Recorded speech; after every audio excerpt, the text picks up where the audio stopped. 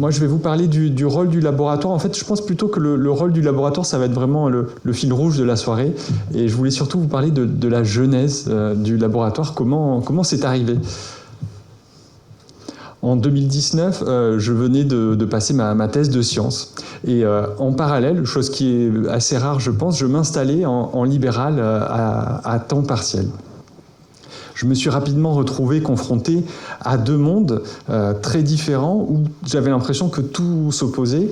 Et je me disais que c'était inconcevable pour moi d'abandonner la recherche, mais impossible aussi pour moi de continuer à l'hôpital à temps plein pour plein de raisons, parce que j'adore ce métier du libéral. Et la question que je me suis posée, c'est comment on pourrait faire pour allier la recherche et la médecine libérale.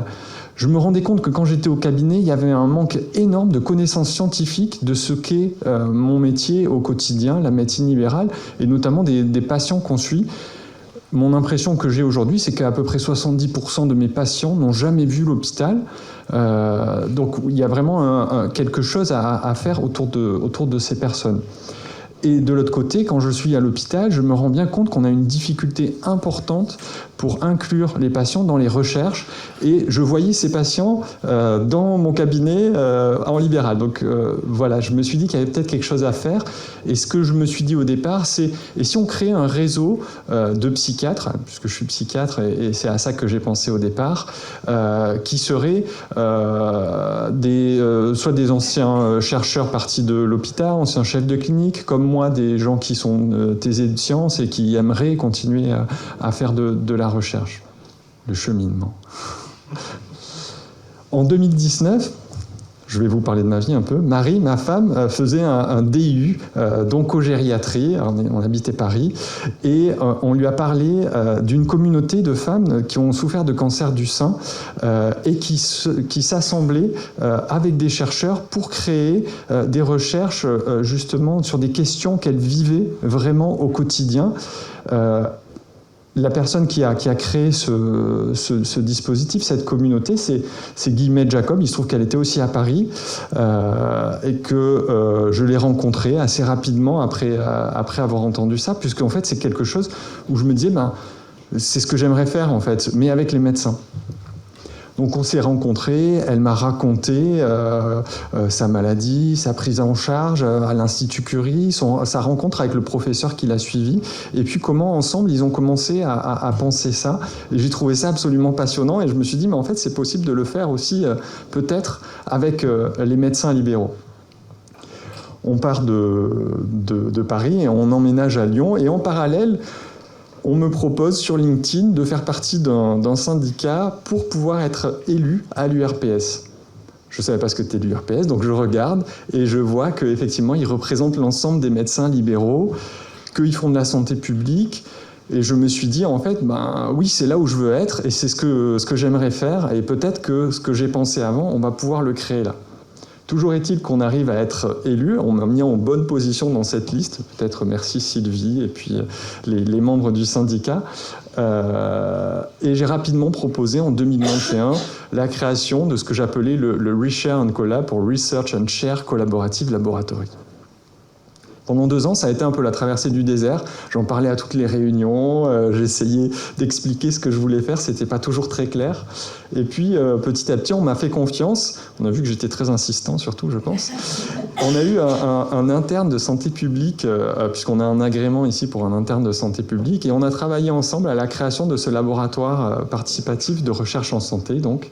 Et en 2024, en janvier 2024, avec l'arrivée d'Adeline Loiseau, qui est là-bas dans le fond, on a pu créer ce dispositif et le site internet que vous connaissez peut-être déjà. Pourquoi est-ce qu'on a fait ça ? Parce que le savoir expérientiel des médecins libéraux, si on veut s'intéresser à la recherche en médecine libérale, il n'y a que les médecins libéraux qui savent ce qu'ils font, qui connaissent leur quotidien. Que créer de la recherche participative, donc avec ces médecins, ça va permettre d'augmenter les connaissances scientifiques sur la connaissance de la médecine de ville, de la médecine libérale, ce que moi je trouve qui manque tellement. Ça va permettre aussi aux médecins de faire remonter des problématiques non résolues qui vivent au cabinet et donc de se sentir décloisonnés et peut-être plus ouverts sur une communauté qu'on cherche à créer, qu'on a créée même. Et puis également peut-être se mettre à jour de certains de leurs savoirs. Pour les chercheurs, ça va leur permettre de co-créer des recherches dans le domaine de la médecine libérale, un milieu auquel ils ont peu accès finalement. Donc voilà, c'est vraiment ça l'idée. Et donc on a créé le laboratoire participatif de recherche en santé que vous connaissez, qui est donc une communauté de médecins libéraux et de chercheurs qui s'unissent pour créer des recherches plus applicables, plus proches de la médecine de ville. On est actuellement à peu près 300 médecins, donc vous le voyez sur le territoire d'Auvergne-Rhône-Alpes, un peu dispersé. Et en plus, la force qu'on a, c'est que du fait d'être à l'URPS, on peut contacter l'ensemble des médecins libéraux d'une spécialité, je vais dire quasiment à tout moment, mais bon, il faut quand même le justifier, mais on peut le faire.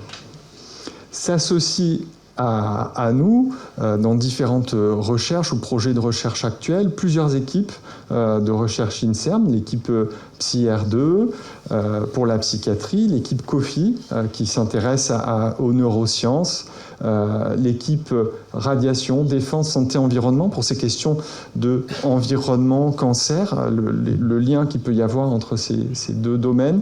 Et puis enfin l'équipe Richel, qui est une équipe de santé publique qui a la particularité d'avoir des personnes qui s'intéressent beaucoup à la recherche participative. On pense notamment à Marie Préau, mais aussi à Julie Asbert, avec lesquelles on travaille là, sur un projet de recherche en ce moment. Les objectifs pour cette soirée, ce qu'on aimerait pour cette soirée, c'est que pour vous, les médecins libéraux, vous vous sentiez légitimes dans l'élaboration de recherches co-construites avec les chercheurs, parce qu'il n'y a que vous qui connaissez ce que vous faites, encore une fois. Pour les chercheurs, ce qu'on aimerait, c'est que vous ayez une vision claire de ce qu'est le laboratoire, ce que vous pouvez en attendre et ce que vous pouvez aussi y apporter, parce que sans chercheurs, pas de recherche. Et si en plus on pouvait avoir 1 à 2 idées de recherche à concevoir ensemble, alors là on serait vraiment ravis.